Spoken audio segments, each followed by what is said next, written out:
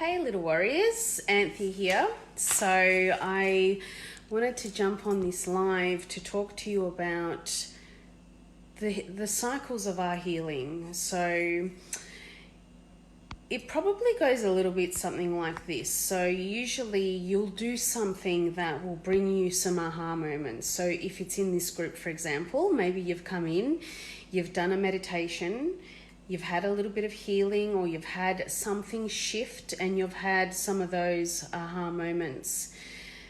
And then after those aha moments, you are, and I've just taken some notes because I really want to, I actually just got off the phone to a beautiful lady and we just had this amazing conversation. I was taking notes because I wanted to share with you the process of what happens, because I don't think we've really spoken about this before. So you have your aha moments, and then your lifelong repetitive patterns rise to the surface and you become aware of them, and you're like, okay, this is interesting. I do the same thing over and over again. Now, once you become aware of your lifelong repetitive patterns, you're aware of them. You can't undo them. They're there now, so you're going to constantly become aware of them when you do them. So for example, something that you could do repetitively is that you could and I'll talk about something that I used to do in the past, and sometimes I probably still do it, is that you push people away. Right? Let's say you push people away who get too close because you fear that they're going to hurt you, right? So you'll find a way to push them away. And so you swing, right? You swing from what you want to what you don't want, what you want to what you want. So you want them to come in close, so you move closer to them. But then when they get too close, you push them away, so you swing towards what you don't want, right? So that's like a repetitive pattern. And then you slip into victim mentality. So you push the person away, or you manifest some way that they're going to disappoint you, let you down, abandon you, whatever that may be, whatever it is that your repetitive pattern is. And then you go over here, which is where victim mentality is, because that's what you've always known, because people abandon you, say, right? Let's say it's that one. So people abandon you. So now I'm in my victim mentality, and it's good here because it's safe. I'm used to being abandoned, which means there's comfort in my pain, and I don't have to really do anything here other than complain about it, completely move out of my heart and into my head and make up stories in my head about why this person's abandoned me, instead of just asking questions like going, hey, I'm just curious, why would you do this? Or why do you think this happened between us? Or is there something that I've done to upset you? Whatever it is, right? So instead of using your voice to find out information, you sit in the victim mentality. And you just sit there. And you might sit there for a really long time. And when you get left to your own devices and you sit in the deep stories that you make up in your mind, it is really hard to pull yourself out of them on your own. Yeah? It might take weeks, it might take months, you might be there for years. So it's really important to understand and recognize when you've slipped back into that victim mentality.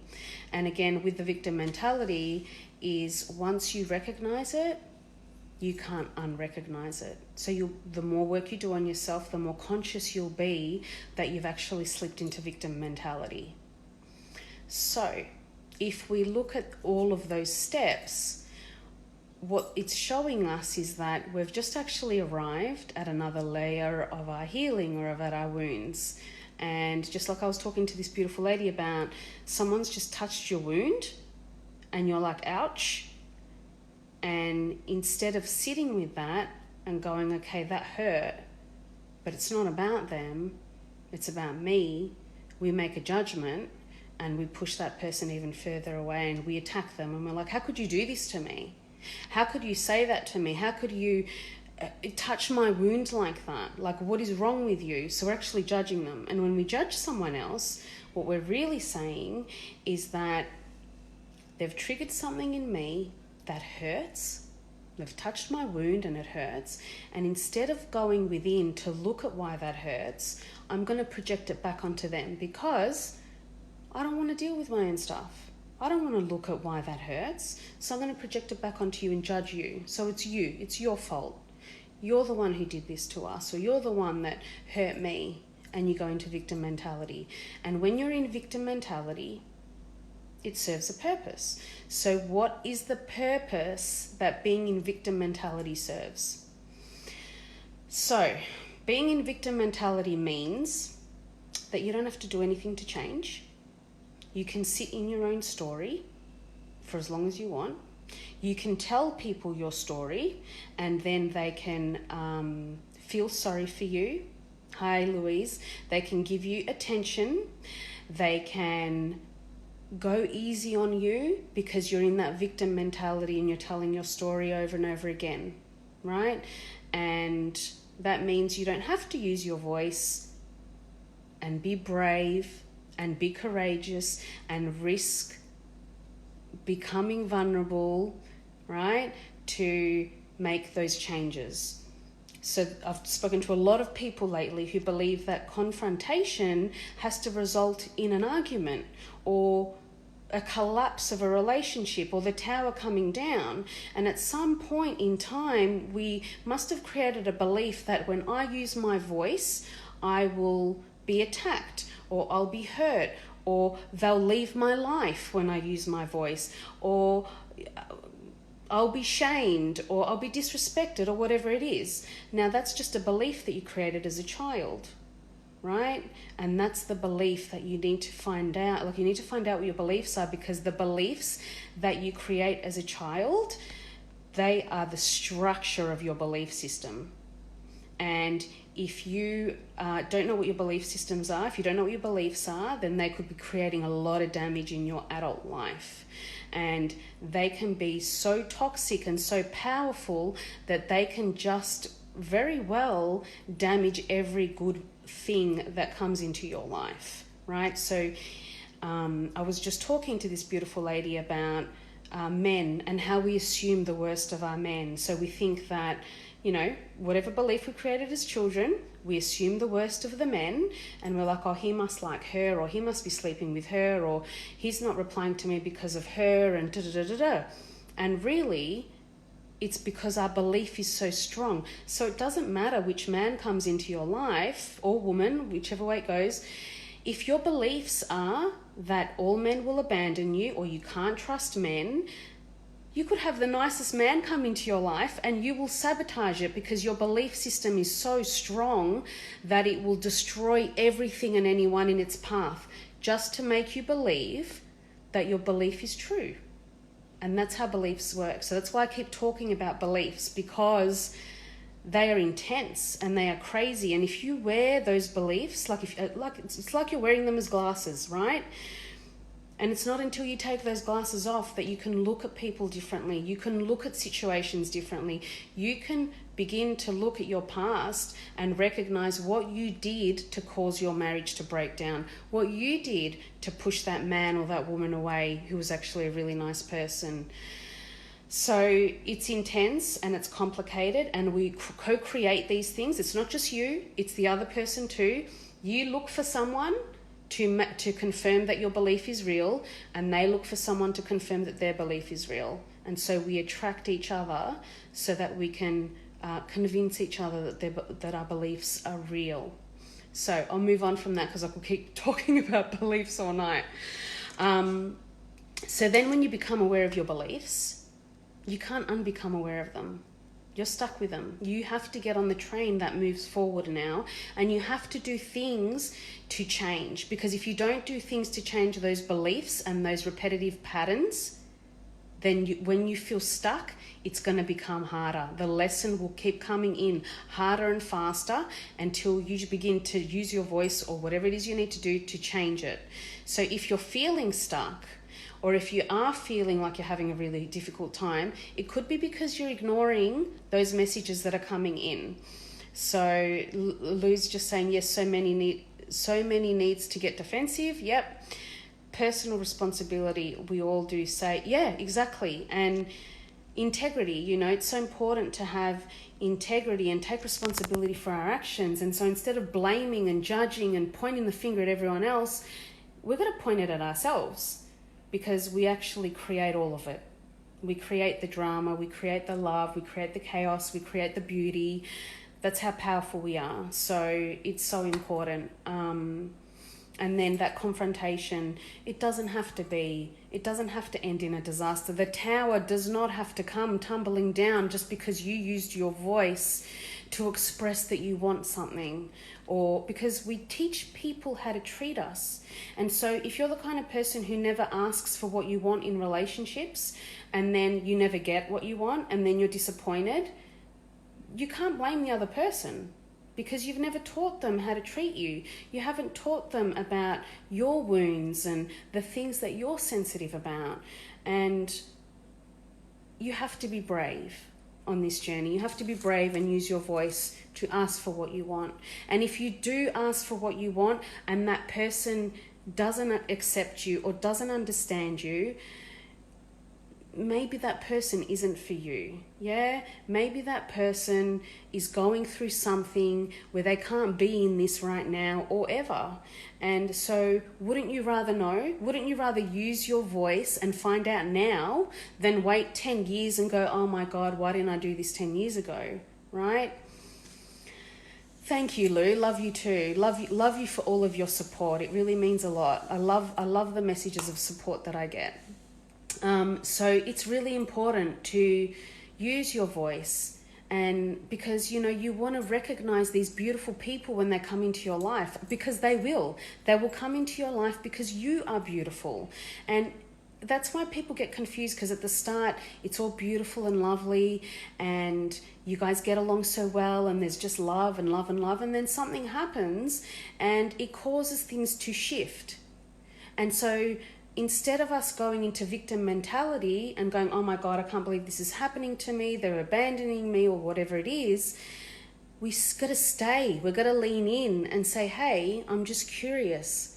Why would you say that? That really upset me, or I feel really sensitive about these topics. And so you tell them, when you talk to me about this thing, please be mindful that I have a deep wound about this. Hi, Sissy. I have a deep wound about this topic. Can you just tread carefully here? Right? So move in, lean in, stay in, be uncomfortable, make yourself vulnerable, because in my experience, when you do make yourself vulnerable to another person and someone who you really care about and someone where you do want it to work out with them, you've got to do things you've never done before.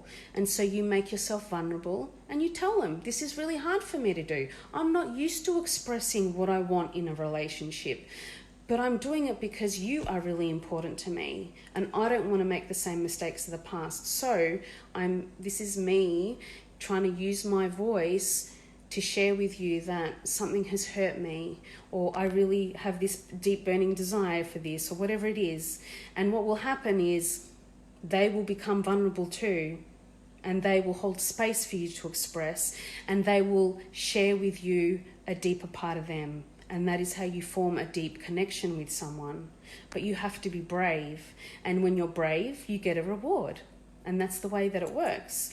But if you're not brave and if you don't use your voice, then you're just going to be left wondering, and you're going to be left making up stories in your head and never knowing. And whatever it is that you're assuming in your head is usually not what's going on for the other person at all. So,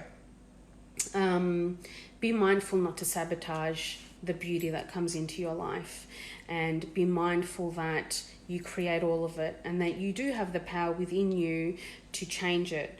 Growth time, yes. Discovery for something more expansive, yeah, that's what it is. I mean, we're all here learning and growing, and we're all doing our very best to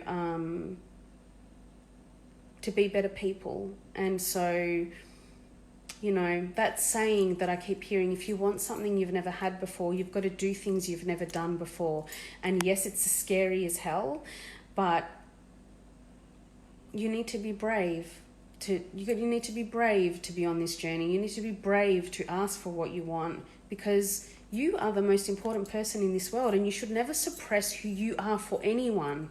Never, because you're giving your power away to people. Every time you suppress yourself for someone else, every time you say, I really want to say this, but no, I'm not going to say it because I don't want them to leave my life because I really like this person, because they're sweet and they bring me so much joy, then you're suppressing who you are. You're giving your power away. Every time you want to do something nice for someone, but you don't do it because you think that they're going to think you're too full on, you're suppressing who you are for that person. Every time you change your behavior, your language, whatever it is for another person, you are suppressing who you are, and it's exhausting. And so it's the risk that I'm willing to take to continue to be who I am, because if people can't handle me and they don't want to be in my life, I'm not going to take it personally. It may hurt me. I'm not going to take it personally, but I want people in my life who want to be here, who want to see who I really am, because that's what we all ultimately want, is to feel loved and accepted. And when you love and accept yourself, you give permission for other people to love and accept you. So yes, it is liberating when we reach our higher expression. Yeah, and to do it in a you know, it's tricky because we want to be liked by lots of people, and sometimes it's a really hard pill to swallow when people leave our lives because of who we are. But ultimately, nothing anyone does is because of you or me, and so we should never take what people do personally, because everything that people do is because of whatever's going on for them.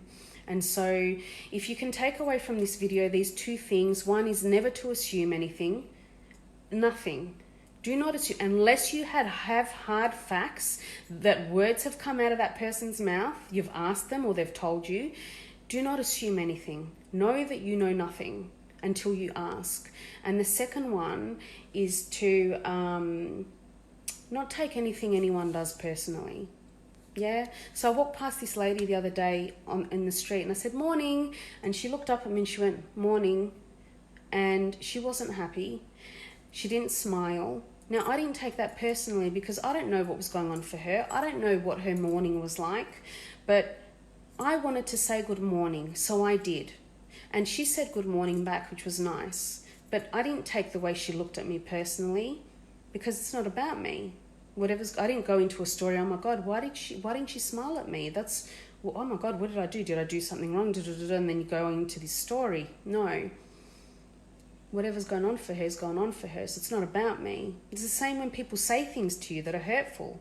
Well, it's not about you. They're saying things that are hurtful. It's a direct reflection of them. Now, if you become hurt or triggered by what someone's said, that's about you. You got to look at that. Why would that hurt me? But it's not about, they haven't said it because they want to hurt you. They're saying it because of whatever's going on for them, right? So on that note, I will leave you with that. Oh, and one last thing I wanted to tell you, which I mentioned to this lady I was talking to tonight, was be kind to yourself. This is a really difficult journey, and it's important that when you do the work that you're gentle on yourself. And so I told her a story about a couple of years ago.